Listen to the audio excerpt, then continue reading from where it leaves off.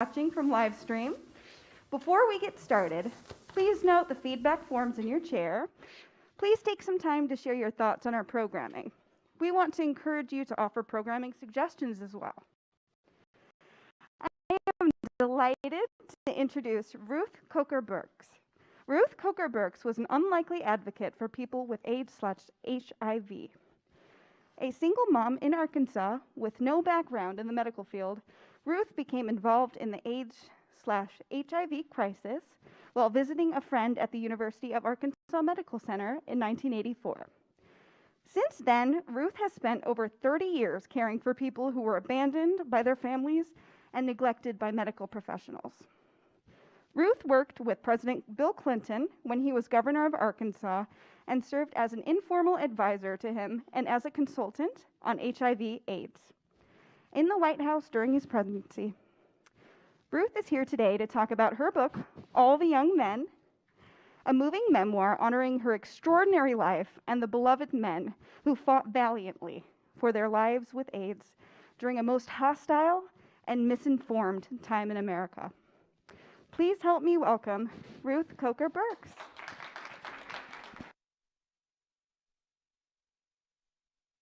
Can y'all hear me okay? Not very well. Oh, well, let's see. Could I use that mic? Well, I can't use that and read. You're good now. Okay. Can you hear me better now? Okay. I want to thank you all for coming out, especially since our COVID rate's 11,000 today. So, yeah. And I just appreciate you all coming out. It's a great crowd. And this is my very first book reading I've ever done. So I don't know if I'll do it right or not, but I'll try. And I ran over my glasses, and I'm waiting on a new pair. So we'll see if I can see through these. With the oh, I should have put that stuff on them. Oops, I'm getting reverb. But can you hear me here? So I'll start. I guess that's what you do. All the Young Men by Ruth Coker Burks with Kevin Carr O'Leary.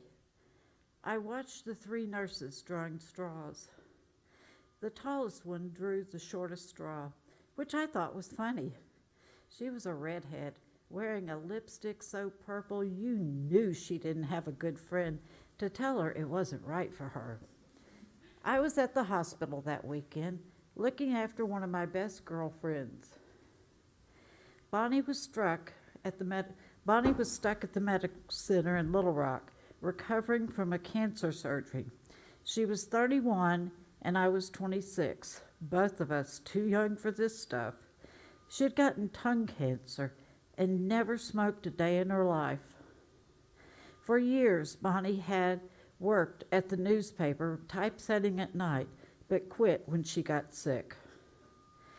They had her on a feeding tube in the hospital, and she couldn't talk, but she was good with a pen, and I was good at translating her scrawl to make sure that she got what she needed. Bonnie spent a lot of time sleeping, so I spent a lot of time pacing the halls. I've never been able to sit still. Let's do 4 out of 6, said Red. You said best 2 out of 3, but the short one, I'm going to have to take this mask off since I'm up here away from y'all. It's a little hard. This is an actual N95, so it's really hard to breathe through.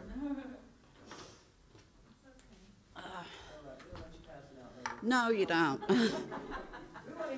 Oh, good. Well, I would like to be able to talk too, but we have to be safe. My grandson just tested positive. That's why I was late getting here, because I had to drop a test off. So he tested positive, and his brother and sister and the rest of them, I'm sure, will soon. You said best 2 out of 3, said the short one. She looked up at the older brunette, who seemed to be in charge. Well, I'm not going in there, said Red. All 3 of them kept glancing down a long hallway. At the end was a door, covered in a blood-red tarp with a sign I couldn't quite read. As the nurses argued, I got curious. So I casually started pacing down the hall, kind of walking on tiptoes so my heels wouldn't clack on the floor. As I got closer to the red door, I saw that there were about 6 styrofoam trays on the floor of the hallway, left with no care, like they were feeding a dog. And right outside, a cart full of head-to-toe isolation suits and masks. I could read the sign now, biohazard. There was a slight sound coming from the room, and I leaned in closer to hear. It was so plaintive and small that I pulled the tarp aside to peek in. And there he was, this young man, stretched out on a bed and down to all of about 85 pounds. You couldn't tell him from the sheets. I stood right in the doorway. "What do you need, honey?"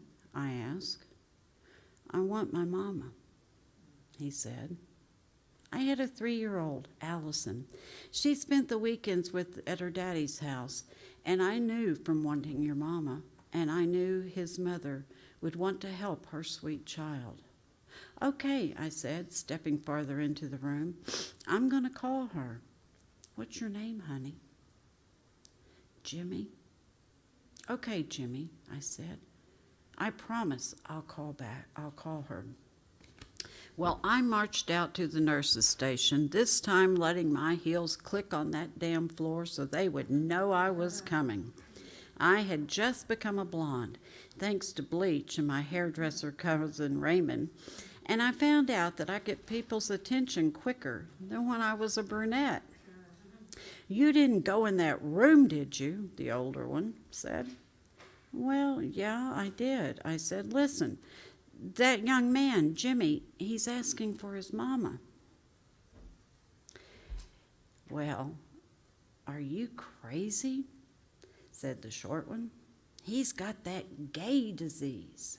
They all die." I'll admit I got scared. This was early in the spring of 1986, and there was plenty of fear to go around about how you really caught AIDS. When I visited my cousin Raymond in Hawaii, I asked him about it because I was scared for him and his friends. We were all alone in his salon so he could speak freely. "Oh, it's only hitting the leather guys in San Francisco," he told me. "God knows what they're doing to get it." I didn't know what a leather guy was, but I wasn't going to say anything, and my cousin wasn't dressed in leather, so at least I knew it wouldn't happen to him.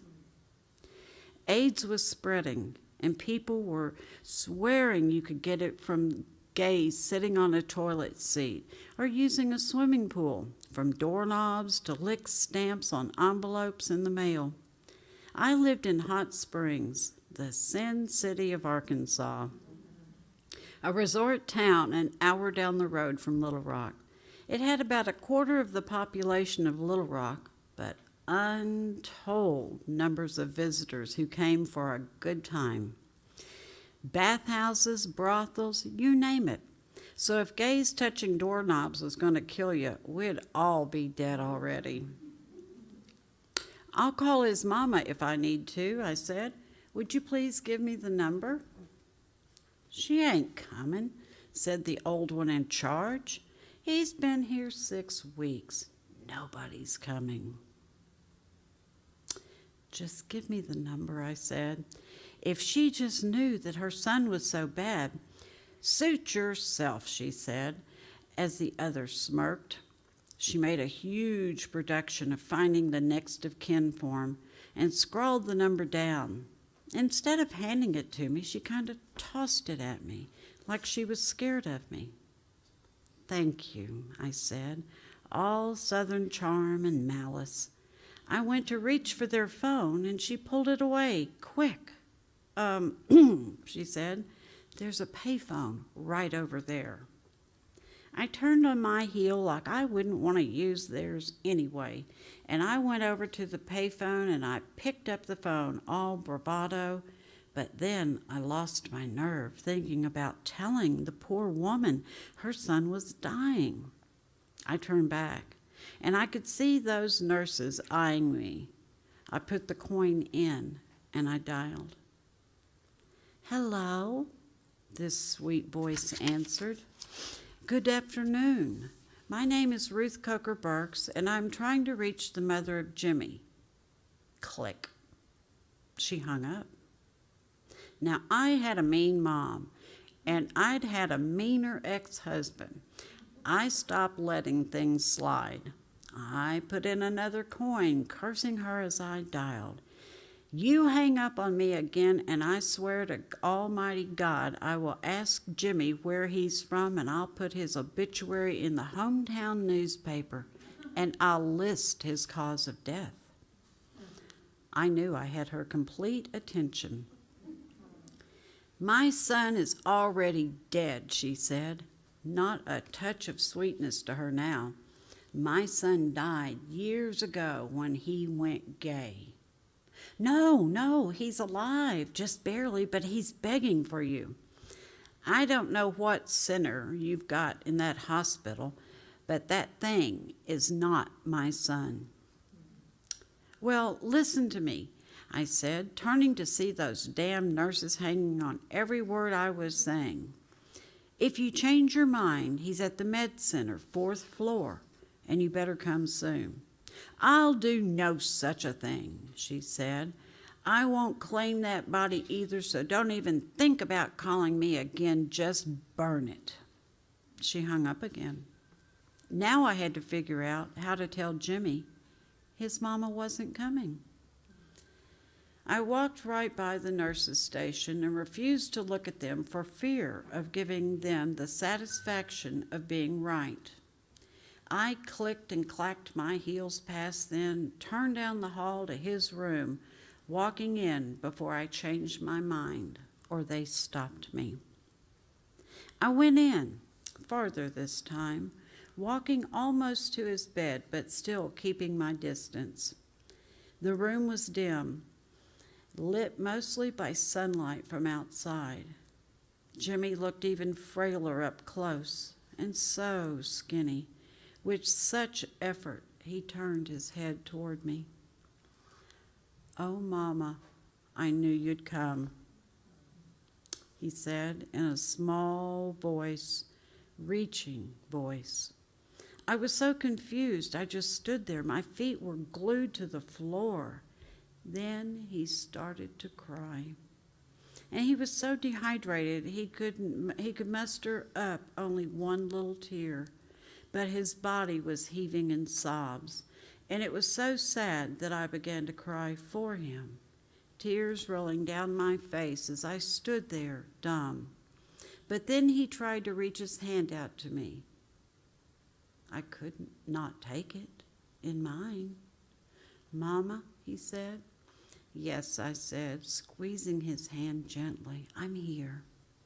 I don't know if his vision was going or if he was just so close to dying his mind was seeing what he wanted most in life and in death.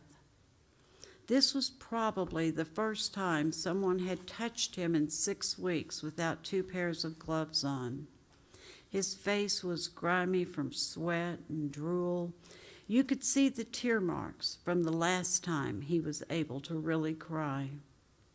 "Let me clean you, honey," I said in my softest voice, and I filled a small basin with warm water and the smallest amount of soap. I washed his face the way I did my Allison's when she was just a baby, smoothing a cloth slowly and softly over his skin. "Mama, I'm sorry," he said. "I missed you so much." "Oh, now hush," I said. "Do you remember what I used to call you when you were just a little thing?" He paused for a long time. "Your angel." "That's right," I said, brushing back his hair they'd let get greasy and making it as nice as I could. "My angel. Don't you worry about a thing." I pulled a chair over and I sat with him, holding his hand for about an hour until he fell asleep. I started to get nervous about abandoning Bonnie, so I gingerly got up and tiptoed out the door. The brighter light of the hallway shocked me into a realization of what I was doing. I'd gone down some kind of rabbit hole, but this was real life. I went right in the bathroom, turning the handle with my elbow and backing in like I'd seen surgeons do on doctor shows. I grabbed a paper towel without touching anything and used it to turn the hot water on. There I was, scrubbing my hands and arms until they were red raw, with about as much soap as they had, then rubbing soap on my face, paying special attention to my mouth and nostrils. I was so scared I'd breathe something. I swished soapy water in my mouth to be sure, spitting it out and then looking up at my face in the mirror. I stared at that scared blonde girl, dressed so nice so people would listen to her if Bonnie needed anything. I took a huge breath, and then another, big, heaving breath to flush out the air in my body. "Okay," I said aloud. "Okay." Bonnie made smiley eyes at me when I walked in, then furrowed her brow at me. "There's this young man who's real sick," I said. "Well, he's close to my age, but he doesn't have anyone coming. And I swear to God he thinks I'm his mama, Bonnie. I think he's going to die real quick." Bonnie took her pen to her pad.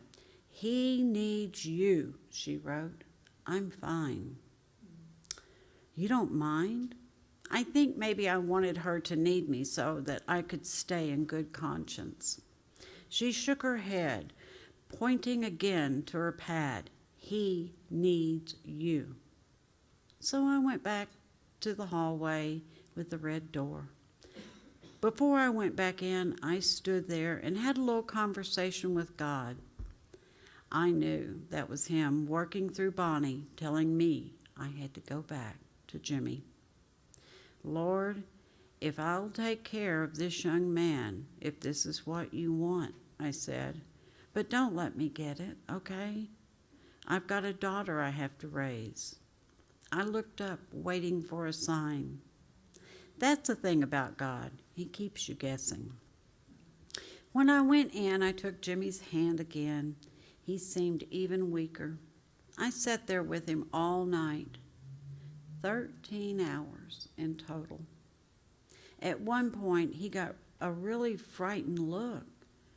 "What's going to happen?" "Oh, Angel, I'm not letting go of this hand here until Jesus takes the other one. And I'm going to stay right here until he says he's ready for you." His face softened. People just want to be sure of some things sometimes. I spent the next hours holding his hand, singing songs to him as his breathing grew slower and slower. I had an ache in my belly from not eating, but I didn't want to leave him for fear he would die alone. The nurses didn't visit one single time. No doctor, no nothing. It was just before midnight when Jimmy took his last breath. There was no big moment. He just was here on this earth, and then he wasn't. The room seemed empty, and I sat with him for a while after he died, and I cried. I went out to the nurses' stations and told them that Jimmy was dead. It was a new shift of nurses, but they brought the same indifference to him. They seemed relieved, to be honest. Now they just needed to get rid of his body. "What funeral home?" one of them asked. Like, "Let's move this along and get that thing out of here." "Well, darned if I know," I said. "What do y'all usually do?" "There's nothing usual about this," she said. "We need to think of our patients." "That young man was your patient too," I said, but I was too tired to have a fight. "I'll call someone in the morning." I checked in on Bonnie before I left. She was asleep, so I left a note on her pad. "The young man passed," I wrote. "See you tomorrow." As I made the hour's drive back to Hot Springs, I thought about how cruel people could be. I imagined me in some hospital lying there unloved and unclaimed. When I got home, Fufu greeted me at the door, slinking through my legs looking for dinner. My little house seemed empty with Allison at her daddy's, and before I went to bed, I instinctively checked her room. The moonlight was flowing in, and I went in and sat on her bed, and I cried. I cried more than I did in Jimmy's room. I just couldn't imagine not caring what happened to my child. Allison got away from me once at the Arkansas Fairgrounds, and the only one more scared than me was her. It was 3 minutes, and I couldn't breathe right until I found her and held her. It didn't matter if your child was 2 or 22. That's your baby. That's what you do. I couldn't imagine anyone deserting a child for any reason. The next morning, I got out the yellow pages and I proceeded to call just about every funeral home in the state of Arkansas. I started closest to the hospital, but I had to expand my reach. Every call, as soon as they asked the cause of death, they refused to take him. This was the bubonic plague and leprosy all wrapped up in one. Finally, I called a black mortuary over in Pine Bluff. "We'll do it," the man said after a long pause. "But we'll only cremate him. No viewing, and nothing in the newspapers." I didn't have the money to spend on a cremation, so when I got to the hospital, I told those nurses they needed to figure out a way for the hospital to pay for it. If they wanted him out of here so bad, then they would find a way. This was the first set of nurses again. And when I walked up, they all backed up. All of a sudden, they had a fund they used to pay for indigent cremation. There was just one catch. I needed to call his mother one more time to secure permission to cremate. So it was back to the payphone. "Jimmy passed and I have one question," I said, not giving her a chance to hang up. I actually had a lot of questions, but right then I needed the answer to just one. "Are you okay with him being cremated?" "Do whatever you want," she said. "What about his ashes?" I asked. "They're yours now," she said. I heard the receiver click.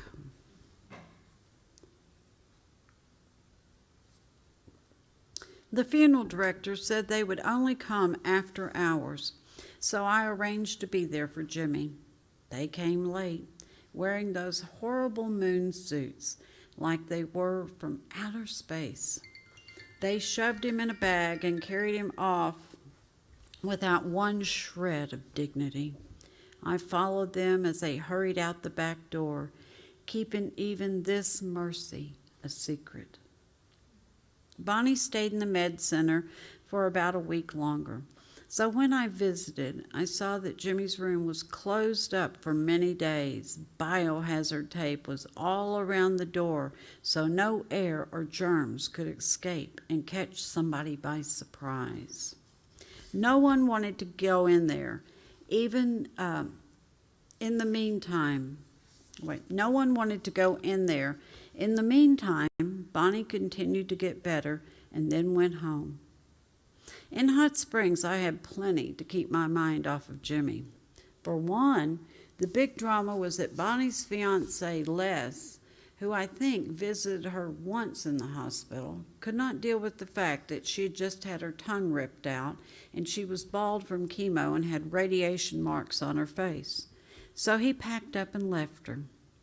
And there she was, always sweet Allison to tend to, bills that needed worrying over. This was normal life. Then Jimmy's ashes came in the mail. They'd just thrown them in a cardboard box. And I realized his mother was right. They were all mine now. And there was only one place I knew to put them: Files Cemetery.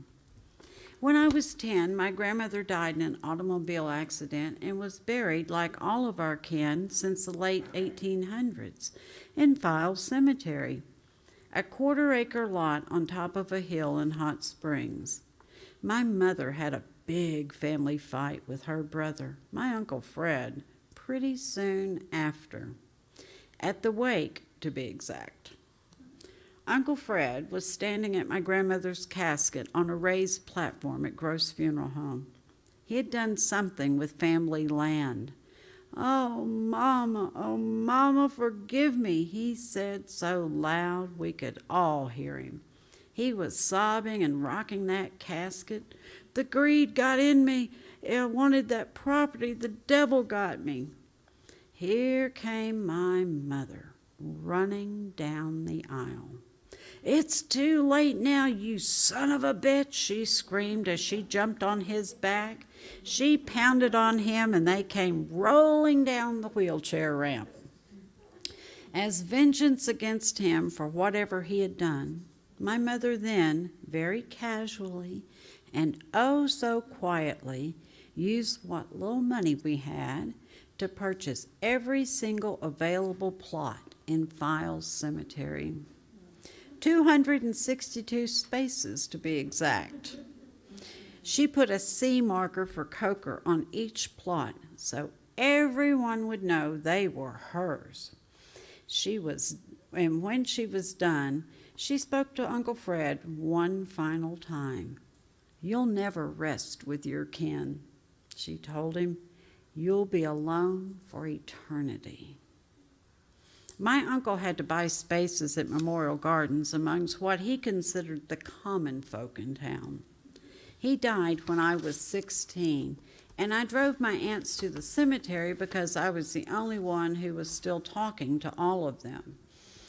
Mama said she wasn't going, but someone hid behind the pillars at the entrance and shot off Roman candles over the hearse as it entered, high in the sky so they would fall all over us. She wasn't missing this moment. So it would be kind to call my mother eccentric. I'm told she was nice once, but that was before she was sent to Boonville Tuberculosis Sanitarium when I was 6 months old. She was a nurse and she didn't have tuberculosis, but she did have some rare lung disease. They didn't believe that she didn't have TB and picked her up in handcuffs, incarcerated her to take her up that dirt road to Boonville. The sanatorium was built so people with TB would never have to leave. It was a village with its own chapel, its own grocery store and fire department, and endless rules about contact with the outside world. They put her up on top of that mountain, sleeping on a screened-in porch, and whatever happened to her up there made her lose her mind. They finally let her come home when I was 4, just in time for my father to get sick with lung trouble of his own. He died in front of me on Thanksgiving Day. I was 5. In my teens, my mother and I would walk by the graves after church on Sunday, and I would stop at my daddy's grave, still missing him so much. He was nearly 60 when I was born, and I nurse the memories I've had of him to keep them fresh in my mind. The time he took me to his parents' homestead in Florida, where we would float in a tiny boat down the Peace River. He taught me not to be afraid of the alligators we passed, or the snakes that hung from the trees, or at home in Hot Springs, a single moment I held on to, of me crawling to the TV, racing to the jingle of a Maxwell House coffee percolator commercial, and him putting his finger in the top back of my diaper to hold me in place. He laughed as he picked me up to tickle me and love on me, that feeling of being lifted and held. My mother was not the sentimental type, and each time we visited the grave, she would take a deep breath and make a sweeping motion with her arms, and she said, "Someday, all of this will be yours." And she would say it with a sarcastic laugh. Even as a kid, I would think, can't I just inherit a ring? I was an only child. What was I going to do with the cemetery? Now I had Jimmy's ashes, and I felt like his soul couldn't really rest until he was safely returned to the earth. I knew I would have to do it at night. If word got out that I had buried an AIDS patient, much less taken care of one in a room for hours, there was not a single judge in the state of Arkansas, or in America for that matter, who would not have taken my daughter away from me and given full custody to her father. This was a state with a sodomy law that made consensual sex between two men punishable for up to a year in prison. I couldn't afford anything nice to put Jimmy's remains in for the burial, so I went to a friend, Kimbo Dryden, who works at Dryden Pottery over in Whittington Park. He was a hippie with long brown hair that made him look like any picture of Jesus that's in everybody's grandma has up in her house, but with a patch of snow-white eyelashes that I couldn't help but stare at. I asked Kimbo if he had anything he could spare. I didn't tell him what I needed it for. He had a chipped cookie jar that he was willing to part with. I got home and I poured Jimmy's ashes in it. Now I had to do it. I waited for a full moon. Files sits up on a hill covered with pines and oaks, plus one magnolia tree. It's right next to Files Road, so I had to be quick. The ground was covered all year in a carpet of brown pine needles that crunched every step I took. The sound competed with the caws of the mockingbirds, our state bird. The males will sing all night for love, sounding like a mess of porch swings and native oil, creaking over and over again. But it was strangely calm. I knew there were people who were afraid of cemeteries, but I've always found them comforting, especially Files. Maybe because I missed my daddy so much. He was a kind man. Maybe because I knew that he would like what I did with Jimmy. So I decided to put a hole in the very center of Daddy's grave. This way I would remember where Jimmy was if Hot Springs found out and I had to get him. I placed Jimmy on my daddy's marker to introduce them. I ran my fingers along the raised letters, James Isham Coker, and World War I and World War II, born in 1900. He had just made it into the Navy for the first one and then went back for the second one. When the Legion of Young Veterans returned from World War II to kick out the mob and run Hot Springs the right way, he was one of the older guys they treated as a respected elder. They were all good men. "My daddy's going to look after you, Jimmy," I said. "It's hard work digging in a cemetery because they're always full of rocks. Cemetery land is never worth a damn. If you could grow something on it, it would never have been set aside for the dead." I managed to pull out a neat circle of red Arkansas dirt. "I'm sorry we had such a short time together, but you're safe now." I placed him in the grave, and I said a prayer for him. I rearranged the pine needles to hide what I had done, and I looked around as a wind moved through the trees in the cemetery. Once he was safely buried, the magnitude of what I had done hit me. It felt like I was harboring a fugitive. A fear took hold of me that this secret would be my undoing. I thought, what have you gotten yourself into? So that's that's the first chapter. And if you all have any questions, I'd be glad to answer them. And you can also, if you want a signed autographed copy of my book, you can call or email Two Friends Bookstore in Bentonville and tell them you were at the library tonight, and so I'll know and I can sign something personal instead of, thank you, Betty, for coming. But, something nice. And if you have any friends or anybody that wants a signed copy, they can do the same, even out of state or out of the country. They've shipped them all over everywhere. And I'm really proud the Guardian newspaper in London, England, voted my book the best memoir of 2021.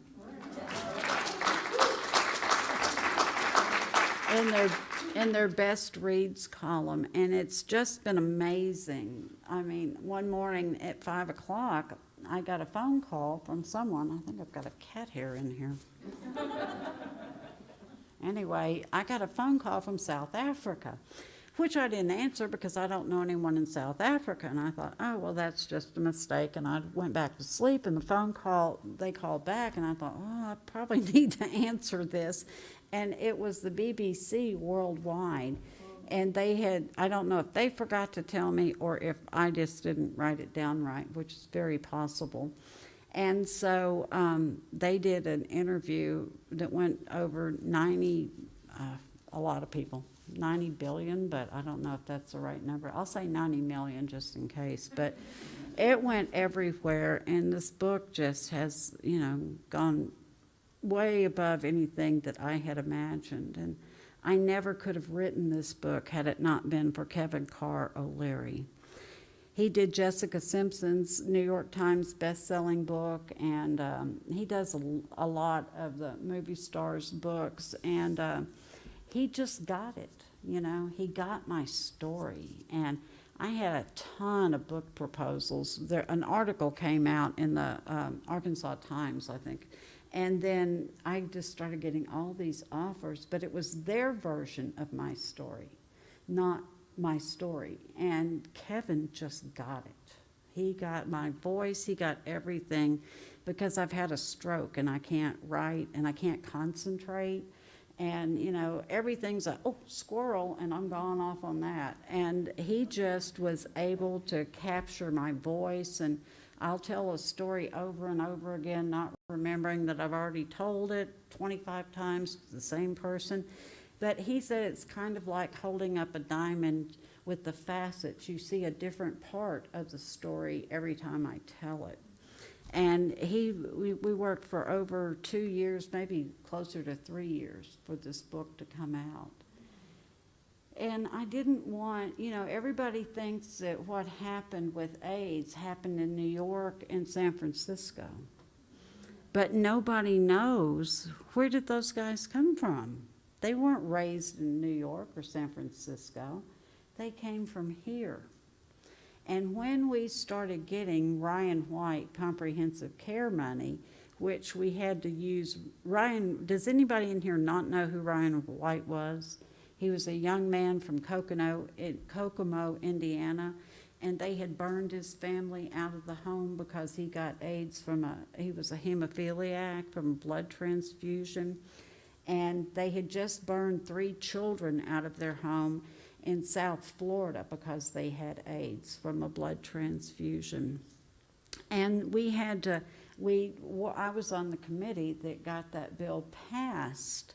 And when we were working on it, it couldn't be the Gay Men's AIDS Project or anything. We had to hide it behind a child's name to ever get any funding for testing, for medication, for anything. And then if you were in Seattle, Washington, King County, when you came down or when you were tested and you just had HIV, which was very rare back then, your test number would stay in King County. But if you went down to Los Angeles and you came down with full-blown AIDS, which most people from the time they were diagnosed with AIDS until the time they died was 6 weeks. but their AIDS number would stay in Los Angeles. So, Seattle got money and Los Angeles got money, but we didn't get a penny for them. And they would come home and I would send them back, say, can you go back to California?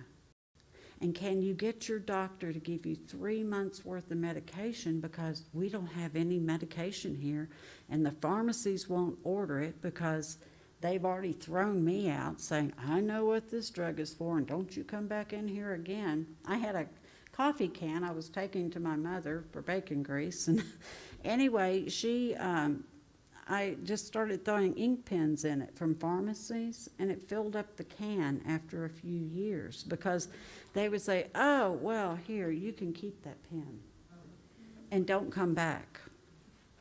And so, I would tell people when they would call me to see if their doctor would give them 3 months worth of medication, and then, we'd work on it after they got here.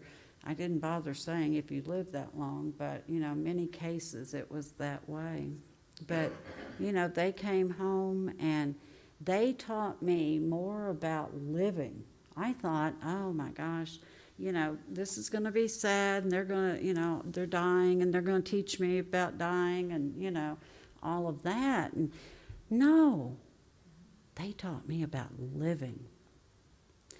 They lived every day of their life to the fullest, because they just knew that day after tomorrow they would have a vaccine for AIDS. And the coronavirus vaccine was built off of the AIDS vaccine that after 40 years we still don't have. But that's how they got the COVID vaccine out so quickly. But they don't bother telling you that. And I think that after 40 years, we need to stand up and say, okay, you got that virus conquered, or not conquered, but you got that vaccine out in a very short period of time, and you've been working 40 years on this, and you need to get it, cough it up, because people are still catching AIDS and they're still dying from it, or complications. And this new virus we have, if you have AIDS and you catch, well, very few people have AIDS. They live with HIV, because it's just, that's the way it's become. You don't die from AIDS, but you live with HIV. And, it's still wreaking havoc on them.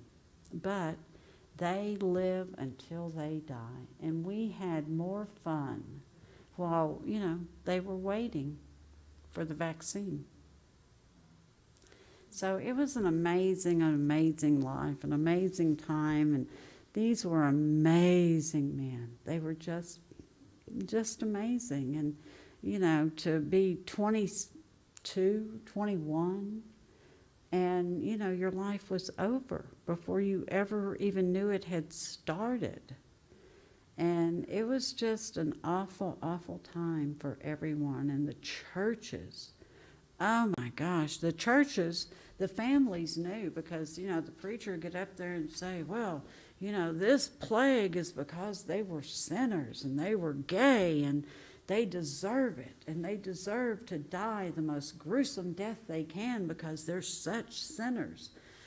Well, half of his deacons were gay, but they had wives and children, they had a beard. And, the ones that screamed the loudest about me doing anything with AIDS, I know why you're so loud. And they knew that I knew, so that helped a lot. That you've got a lot of control if you know that secret, and you're not, if you're willing to use it, which I was anything I could do. Do y'all have any questions? Yes. Why did you keep going through this process of helping people? I mean, I know you had some issues in your personal life and economic issues and church issues. Mm-hmm. What made you keep going? How could I stop? At which phone call do I say, oh, I'm sorry, I'm not taking any more patients? I can't help you. I know you've only got 6 weeks to live, but, I'm burnt out. I can't take you. I just, I never That just wasn't me. And I feel with my nth degree that God asked me to do that. And if he asked me to do it, he would help me do it. And that's why I'm still here after a devastating stroke and everything. Yes. How did they find out to call you? Where were they getting information? And it's in the book. I said, I don't know if they all have the same watering hole after work that they go to, but my name and number just went out on I don't know if it was carrier pigeons. I don't know how it got out, but it got out. And there's this crazy woman in Hot Springs who's not afraid of you. And you need to call her because we can't help you, or we won't help you. And it just got out. And then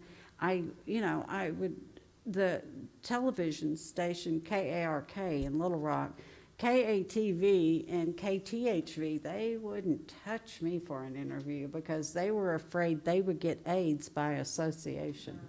But KARK and KNWA have always been, NBC's been my go-to stations because they have always, from day one, they got the word out, and any new development or, I would go on and just, this is what we're doing now, just to keep the word out there. And, we had 6.5 million tourists in Hot Springs every year back then. And many of those were on the down low. The kids and wife were at the pool, well, they went to the park. And then they'd go back and join their families. So, not only did we have gay men who were getting infected, but we had straightish men who were getting infected. And I knew that I needed to protect their wives and children. And so I don't know how word got out, but it did in the beginning.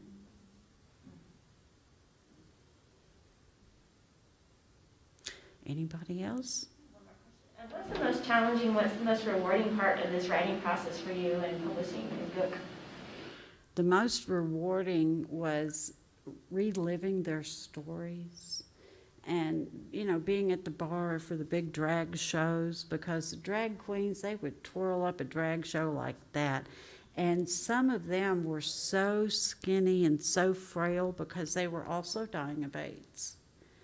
And they would raise money, all the money they raised, and they would, divide it up. And they would put it together, and then 100% of everything that HPWA, helping people with AIDS, every penny that came in went back out. I didn't take a salary at all. And, but I knew I needed a title. That was one of the, I was kind of like Temple Grandin, with, I don't know if any of y'all know her, but she's fabulous. And she's autistic, and she got into the cattle, the slaughterhouses, designing slaughterhouses. And she knew that military have like stars and badges, and so she knew she had to do that. And it's just really cool how she did it. So, I knew I had to do that. And, you do what you have to do. And I played a doctor on TV for all that time. And, that's when doctors wouldn't take them. And they didn't have to be, they had to take them in the hospital. They didn't have to take them at their office. And I told them, you just had somebody, and just one doctor, oh my gosh, he threw a chart down the hall at me, but he wasn't the only one, but he had the best arm, I tell you. And anyway, he threw a chart down the hall with me, and I said, but you don't understand. You just had somebody in your office yesterday with a sinus infection, but you didn't know he had AIDS.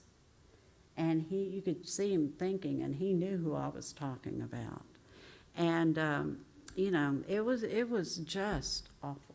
It was just awful. And people they told me everything they wanted to tell a gay person. About how much they hated them and how disgusting they were and all of that. And straight people think more about gay sex than anybody I know. You know, and I would never ask my grandmother what she liked to do in between the sheets. Why would you ask a gay person what they wanted to do? You know, why? I never think about that, you know. But they did, and they still do. But the churches would scare the families, and the families knew that they could never admit they had a gay child, and especially one with AIDS, because the church would excommunicate them. And that's your biggest fear down here, is to have your church throw you out and then tell your secret. Yes. My book club read your book last year. Oh, did they? Just really enjoyed it and just had a great long conversation about it. And so thank you for sharing your story.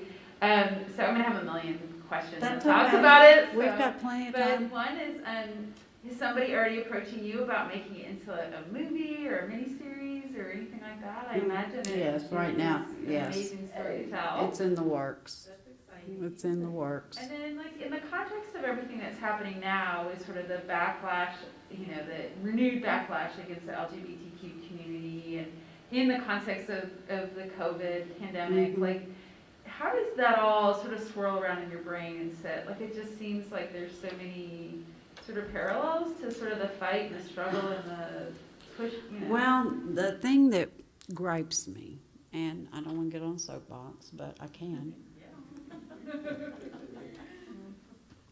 is with COVID, they're all running to help them. They can't get there fast enough to help them. And it's been that way since the beginning of the pandemic. Risked their lives to help them. I never risked my life because I never had sex with a gay man. But, and back then it really was predominantly gay men that had it. But, why are you running to help people you don't know, gay, straight, anything? But people wouldn't even, in all my time, I never had a preacher. And I ask every denomination, I never had a preacher come to say a prayer over a pile of dirt. They wouldn't do it. And, it was just awful. And, I thought, well, I can't bury somebody. I can't, give them absolution. I can't do all this. And then I thought, well, why can't I? Why can't I? So I got my little bottle of holy water, and if they thought they had a sin that they needed to tell me about, they would tell me, and I go, really? That's it? Seriously, come on, let's talk about it and see if you can't get something more serious than that. And so, I buried them, and I was their priest and their preacher and their pastor, which they needed the most. And so they have all these memorial services now, and they, get out and clang the pots and pans, and that's wonderful because they deserve it. They're saving people's lives, and they're risking theirs, but, why didn't just a few of them come out to help people with AIDS? But it was just devastating to the community, and the gay community had just come out and had a great time, and they were living their best life, and then all of a sudden this thing hits them and they die. And it was so much more virulent back then because it was new, basically, in this country. And but they were just the best. They were just not every one of them, but if they weren't nice, I didn't deal with them. But, that was only a couple, and they had other issues. But I found them help someplace else and sent them there, and then I continued with my work. Yes?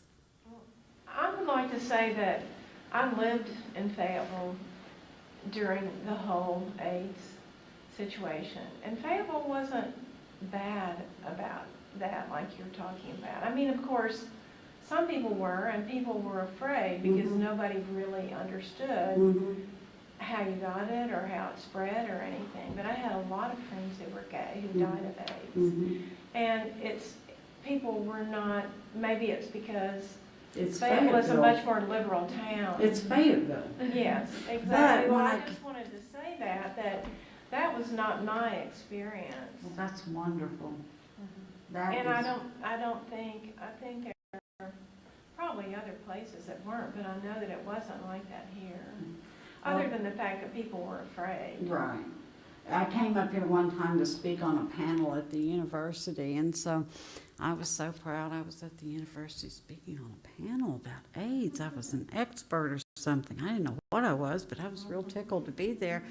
And the moderator came up to me and he said, "Okay, now I need to tell you something, Miss Burks." And I'm like, "Oh, okay." He said, "You can't use the word condom."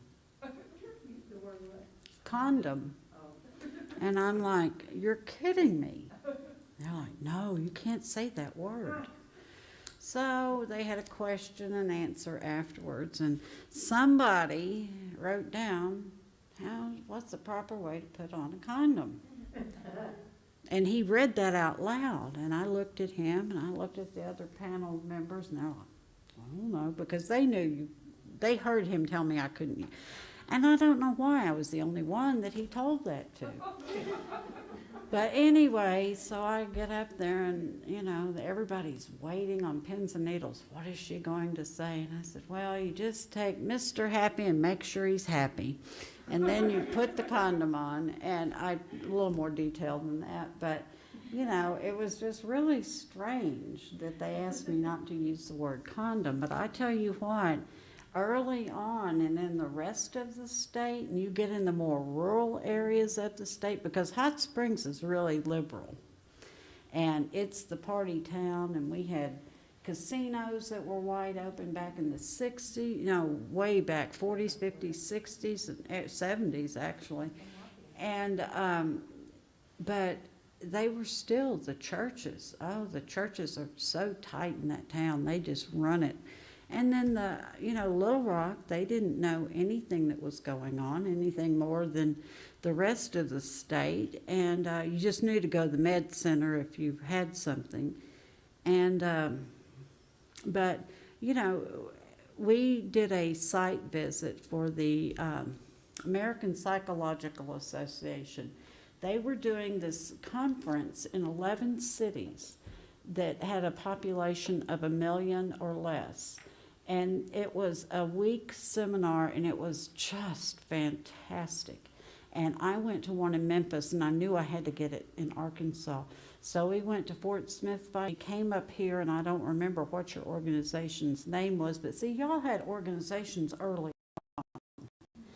El Dorado did too. We went down to El Dorado and met with people down there to find out, what is it you need? Let me listen. What is it? What are your issues? What are you seeing? And so, yeah. Did you have another question? No. Oh, okay. I thought, did that? Oh, okay. Yes. I've not read your book yet, so I will. Oh, good. Thank you. Did you build any notable relationships with families that experienced any kind of remorse after, or never? Never. Wow. Never. Everybody knew where their child was buried. They knew where their son was buried. They knew where his grave was. They knew all of that. They could come and visit. They could come and bring people. They could take him home if they wanted to. I never heard or saw anyone. That doesn't mean they didn't go to the cemetery, without me. But I never heard from anyone. I only had like 3 families that actually took care of their children while they died. And then I found out that the ones that did were trying to do conversion therapy on them. And they would have their preachers over, and they would be, this one family tortured this young man to death with trying to get him to say that he was an awful sinner, and the whole family thought they were going to hell because he was gay. And many of them, I've often wondered if they really realized what AIDS was and if it wasn't the gate that they were so afraid of.